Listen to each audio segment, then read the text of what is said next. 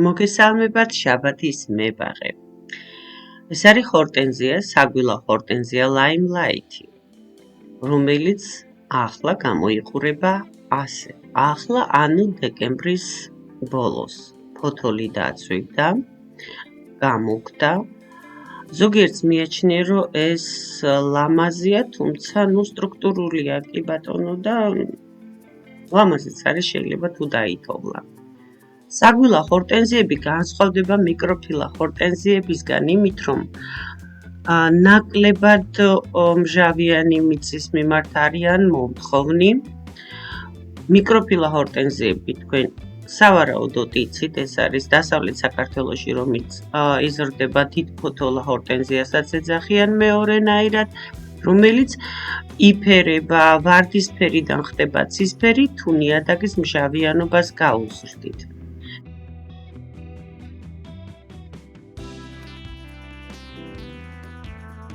ხორტენზია როგორც ასეთი ჰიდრანგია, იშიფრება როგორც წყლის ჭურჭელი. როგორც გითხარით, მე ამას გადავჭრი, იმიტომ რომ უკან ხედავთ კორნუს ალბა სიბირიკას წითელ ტოტებს, რომელიც მინდა რომ გამოჩნდეს. მარტო თავებს არ გადავჭრი, უკვე გავაკეთებ კორექტირებას და რატო ვაკეთებ ეხლა ამის ფორმირებას. ჯერ ერთი ფოთოლი დაწვივდა და დაიძინა უკვე.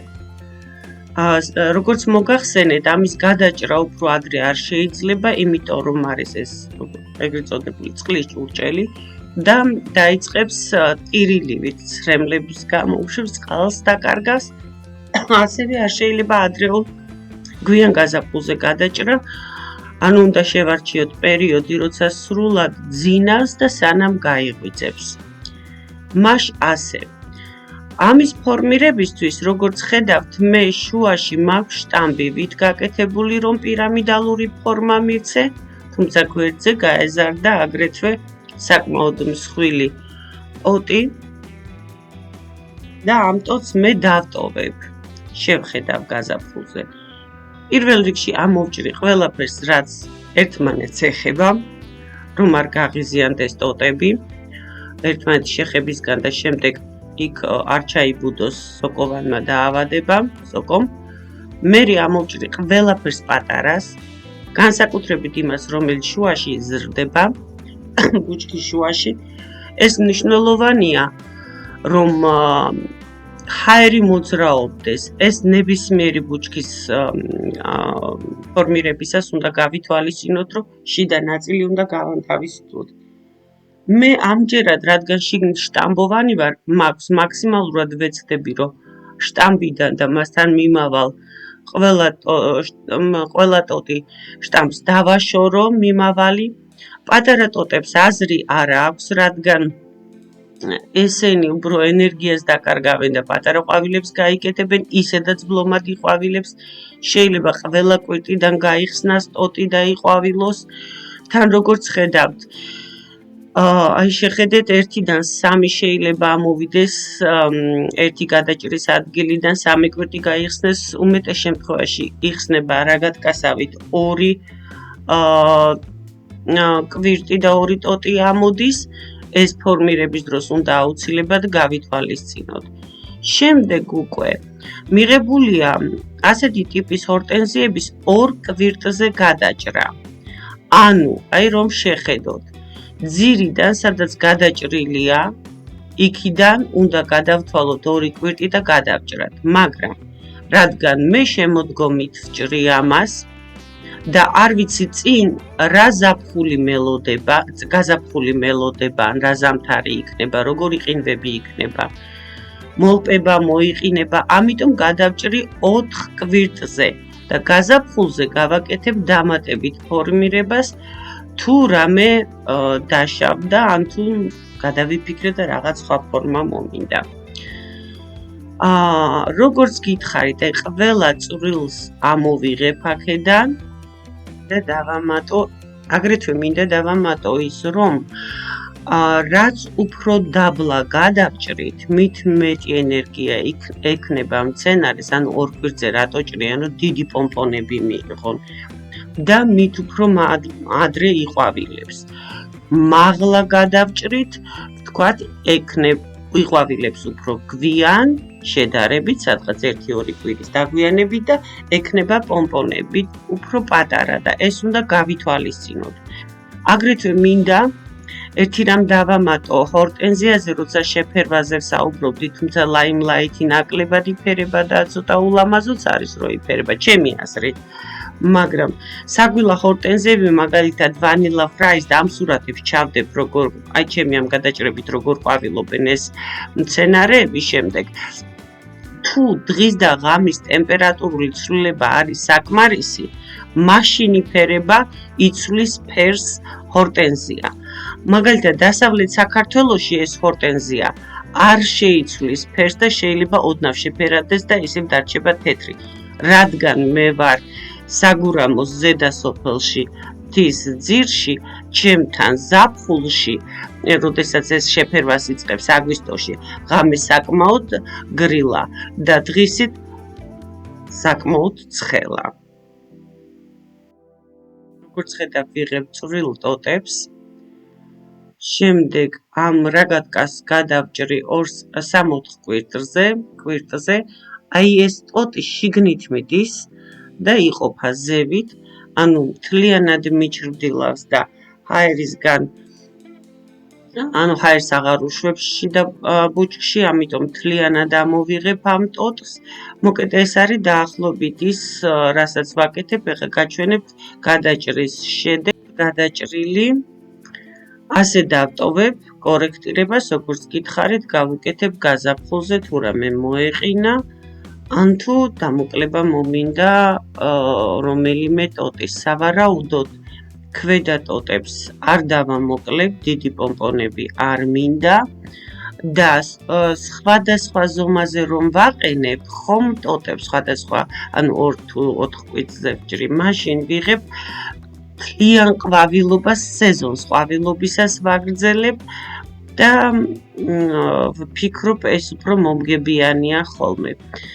ეს არის შარშანდელი გადაჭრა და გაჩვენებთ ამ გადაჭრის შედეგად როგორ იყვავილა ჰორტენზია ლაიმლაითმა.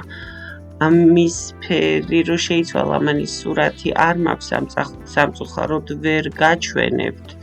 თუმცა შეგიძლიათ თქვენ თვითონაც ნახოთ ინტერნეტის საშუალებით. მინდა დავამატო, რომ დიდი პომპონები წვიმის დროს იჟღინთება და ქვემოთ იწევა, ასე რომ თუ მათ ჩონჩხის საქმით პატარა პომპონებსაც დავახმარებ, ერთმანეთს რაღაცა საყრდენებით შეყუდებიან და უფრო მისარგებლობენ. ეხლა მინდა შევეხო ორი სიტყვით მიკროფილა ჰორტენზიას დიდ ფოთოლას, რომელიც უფრო დასავლეთ საქართველოში არის მიღებული. მათი მხოლოდ ყვავილედის თავების გადაჭრა შეიძლება და ნუ რაღაც, თქვა, ძველის ამოღება, ძველი ტოტის, მე ამ შემთხვევაში სრულიად ახალგაზრდა მცენარე მყავს, არც ვიცი რა ქვია, ბებოსგან ვიყიდე, მან არ იცოდა, არ ვიცი, თქვა, რემანტანტულია თუ მარტო წელს გამოღებულ კვირტებზე იყვავილებს მომავალ წელს, ანუ როგორც მიხვდით, ამ ტიპის ჰორტენზია ყვავილობს მიმდინარე წელს ყვავილობს წინა წლის კვირტებზე, ეს არის მისი კვირტები. ჩემთან უკვე როგორ ჩანს, ყინვებმა ცოტა დააზიანა, ვნახოთ, დავაკვირდები, შეფუთვა არ მინდა დაწვალება ამასთან, ყოველ წელს ეს უკვე დიდი ბუჩქი გაიზრდება და აქთან მე არ ცხოვრობ, რომ თქვათ, მაღალ ტემპერატურებზე დღისით ვანიაო და ვიწვალო, არ მივეცი ძალიან ძვირი ამ ნერგში და დავაკვირდები, როგორ გაიხარებს და როგორ იყვავილებს. 1-2 სეზონი დავაკვირდები, იმიტომ რომ მცენარეს მაინც სჭირდება ეს პერიოდი. გადავჭრი ვერონიკას, შალფეის, ანუ სალვიას. ეს არის არამარად მწვანე, მაგრამ მრავალწლიანი მცენარე, ფაქტიურად სულ ყვავილობს სეზონზე. როგორც ხედავთ, ჭრი ძირში მაქსიმალურად. ცოტა დავტოვებ ზემოთ, რადგან შევამჩნიე, რომ ქვემოდან უჩვეულო ნოემბრის გამო დაიწყო ახალი ფოთლების ამოღება და არ მინდა დავაზიანო. შემდეგ ამას აუცილებლად მომნიშნავ ჯოხით, რომ გაზაფხულზე არ გავმარგლო შემთხვევით, ან არა ამოვთხარო, არ მეგონოს რამე სარეველა, მაშ ასე. თან გაჩვენებთ საბოლოო შედეგსაც, რას გავაკეთებ ამისგან.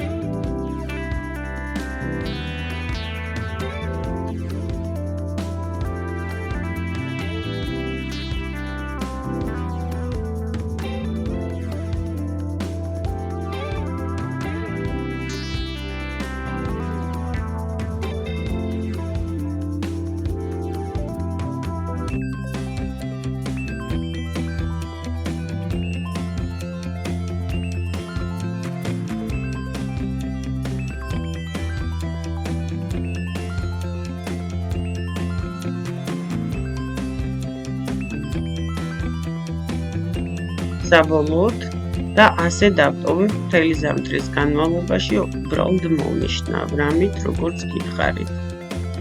მშვიდობებით, თუ მოგეწონათ, მოიწონეთ ჩემი ვიდეო და თუ ჩემი არხიც მოგწონთ, გამოიწერეთ. დააკლიკეთ ქვემოთ მარჯვნივ ლოგოზე. მომავალ შეხვედრამდე.